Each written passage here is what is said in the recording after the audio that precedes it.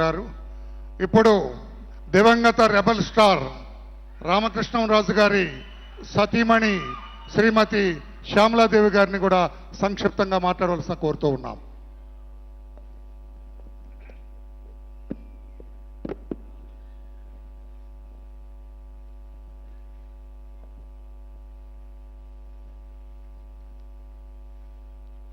అందరికీ నమస్కారం.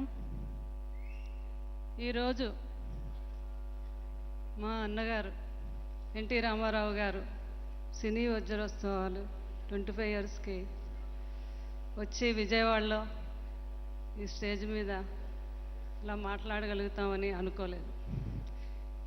ఆ అవకాశం రావటానికి కారణం మా చంద్రబాబు నాయుడు గారు. ఎందుకంటే ఎన్టీ రామారావు గారు ఈ ప్రపంచంలో అన్నగారు అని పిలువబడే ఏకైక వ్యక్తి మన ఎన్టీ రామారావు గారు ఒక్కరే.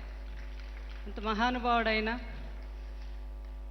ఎన్టీ రామారావు గారితో కృష్ణరాజు గారికి ఎంతో అనుబంధం ఉంది. అందుకనే మా జనార్దన్ గారు 10 రోజుల ముందే వచ్చి నన్ను పిలవడం జరిగింది. అంటే వారికి మనస్ఫూర్తిగా నా అభినందనలు తెలుపుతున్నాను. అంటే వారి గౌరవం కృష్ణరాజు గారికి, మీరు వస్తే కృష్ణరాజు గారు వచ్చినట్టమ్మా, అన్నగారితో ఆయనకు చాలా అనుబంధం. నిజంగా కృష్ణరాజు గారికి చాలా అనుబంధం. ఇంకా అసలు రామారావు గారి గురించి ఎంతో బాగా చెప్తూ ఉండేవారు. అందుకే నాకు బాగా తెలుసు రామారావు గారి గురించి. ఒకసారి రామారావు గారితో ఆయన భక్త కన్నప్ప సినిమా తీశారు. ఏమైనా ఇది అన్నగారికి అయితే దీని గురించి బాగా తెలుస్తుంది, ముందుగా మనం అన్నగారికి చూపించాలని కృష్ణరాజు గారు, సూర్యనారాయణ రాజు గారు అనుకొని రామారావు గారి దగ్గరికి వెళ్ళారంట.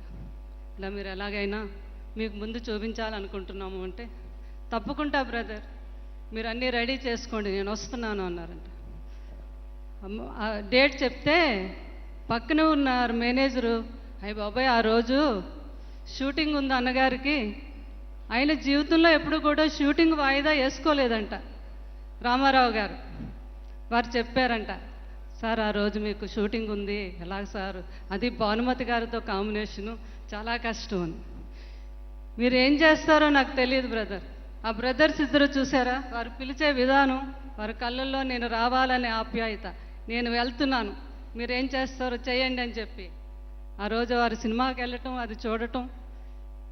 ఇంటర్వ్యూల తర్వాత ఇంటర్వ్యూలు ఇస్తామంటే కృష్ణరాజు గారు తన బ్రదర్ ఇంటర్వ్యూలు కూడా ఇవ్వద్దు, నేను కంటిన్యూ చేస్తానని చెప్పి ఆ సినిమా చూసి ఆ సినిమాని మెచ్చుకొని, అది 100 days ఆడుతుందని చెప్పిన సినిమా భక్త కన్నప్ప నిజంగా అంత విజయాన్ని సాధించింది. అది ఎన్టీ రామారావు గారి గొప్పతనం. అలాగే ఎన్టీ రామారావు గారు అంటే తెలుగు జాతికి ఒక వెలుగు, అది ఎన్టీ రామారావు గారి గొప్పతనం. వారు ఫ్యామిలీ అందరూ, హరికృష్ణ గారు అవనియండి, తర్వాత మా రామకృష్ణ గారు, బాలకృష్ణ గారు, మోహన్ కృష్ణ గారు, వీరందరూ కూడా ఎంతో రెస్పెక్ట్. కృష్ణరాజు గారు అంటే ఎంతో అభిమానించేవారు, వారికి కూడా వీరి మీద అంత అభిమానం.